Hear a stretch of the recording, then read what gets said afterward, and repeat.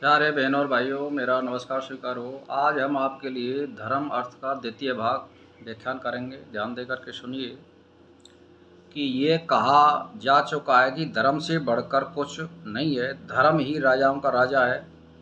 इसका ये अर्थ हुआ कि राजाओं का कर्तव्य नई धाराओं को बनाना नहीं है, वरन पूर्व निश्चित नियमों को ही शासन व्यवस्था में लाना है।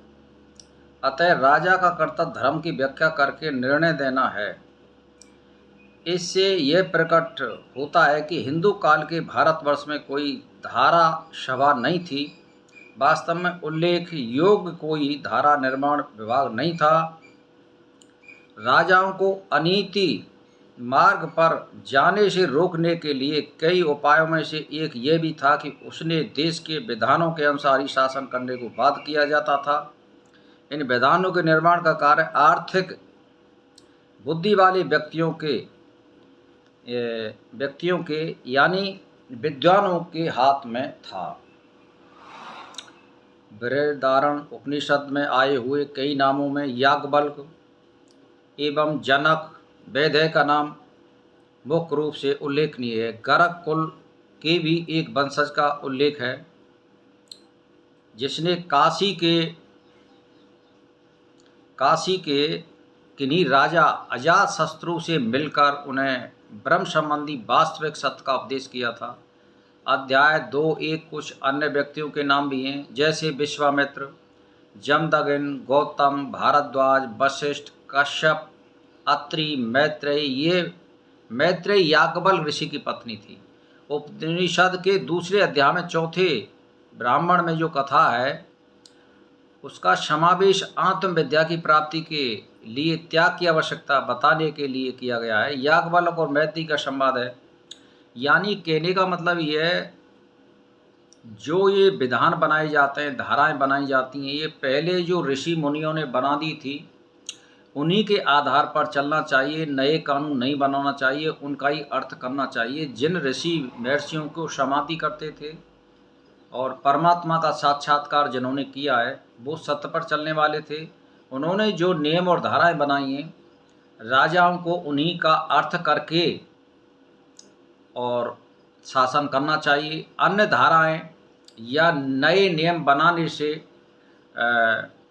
अराजकता फैलती है। इसमें इनको रोकने वाले थे या सलाह देने वाले थे, जैसे राजा जनक थे, और उनमें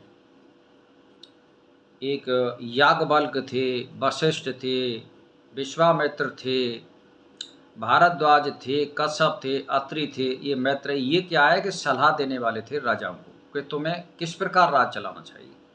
उनको खुद को धाराओं को बनाने का अधिकार नहीं था और वो ये बाध्य कर देते थे, क्योंकि जो आदमी परमात्मा के निकट होता है, सत्यवाद को केवल वही जान सकता है। राजा तो मोह माया में मस्त रहता है, उसको कोई पता नहीं होता है। उसके जो सलाहकार होते हैं वो इसको सलाह देते हैं और उसी मार्ग पर चलना चाहिए।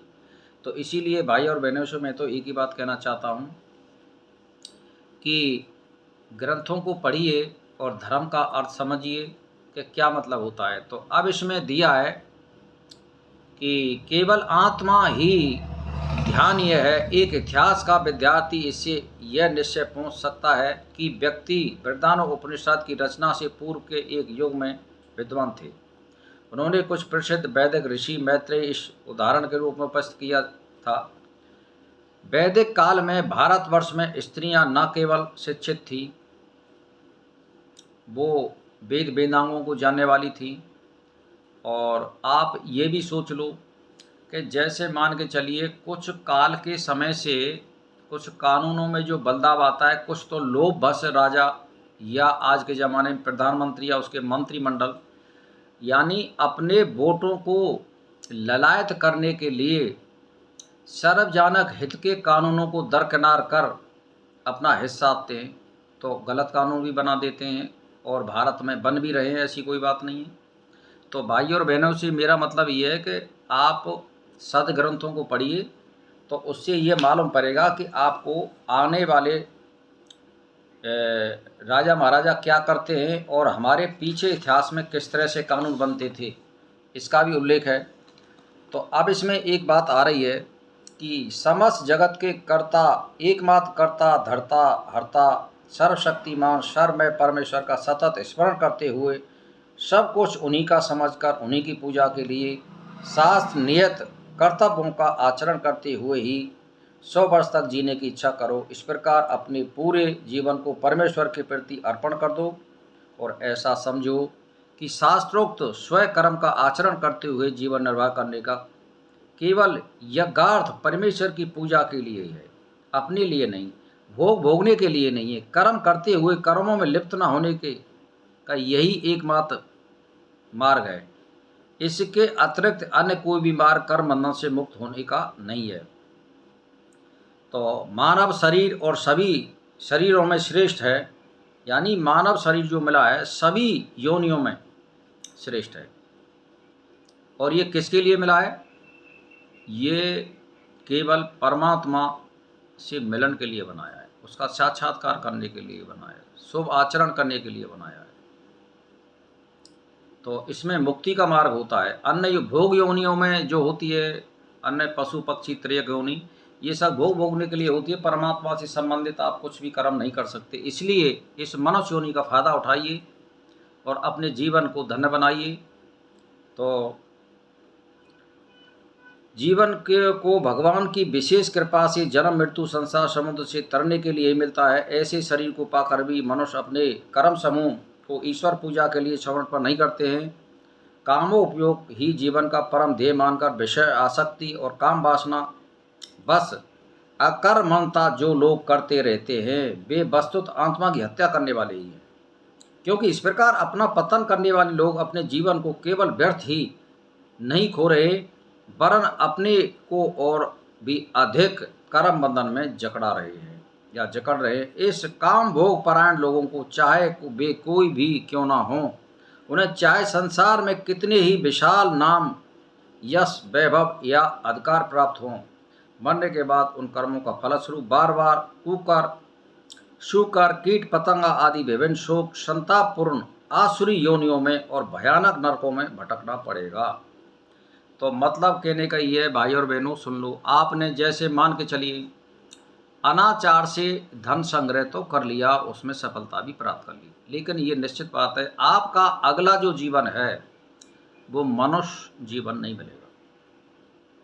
आप समझ लो, सभी ग्रंथों में दे रखा है कि बार बार अगर आप गलती करते हैं, कुकर, शुकर, कीट पतंगा आदि यानी पशु पक्षी, आप पेड़ पौधे, इनमें आपको जाना पड़ेगा और आत्मा को वो कष्ट भोगना पड़ेगा। इसीलिए भाई और बहनों, मनुष्य जीवन में कभी भी गलत कर्म मत करिए। ये एक कान में अंटा दे लीजिए कि अपने मन को मारिए, अपनी इंद्रियों का दमन कीजिए भाई और बहनों, और इनका दमन करने से ही भजन मत करो, भजन अपने आप हो जाता है। भजन कोई दीपक जोड़ना, तिलक लगाना या मतलब यह कि ढोक देना या एक पैर से खड़े होना या भूखे मरना, ये कोई धर्म नहीं है। धर्म आचरण को कहते हैं। और आचरण क्या होता है? अपनी इंद्रियों का दमन करते हुए ईश्वर का ध्यान करने वाला और यम नियम का पालन करने वाला और सब पर दया करने वाला, इसी को धर्म कहते हैं। तो भाई और बहनों, आज मैंने जो कुछ बताया है वो मेरी समझ से और आपकी समझ से कितना आता है आपकी समझ में, इसको ज़्यादा से ज़्यादा समझने की चेष्टा करें और अपने मन में मनन करें कि धर्म क्या होता है और धर्म किसे कहते हैं और ये कैसे प्राप्त किया जाता है। आपको धर्म केवल आचरण से प्राप्त होगा, पूजा पाठ करने से कुछ नहीं होगा। इसी के साथ मेरा नमस्कार स्वीकार।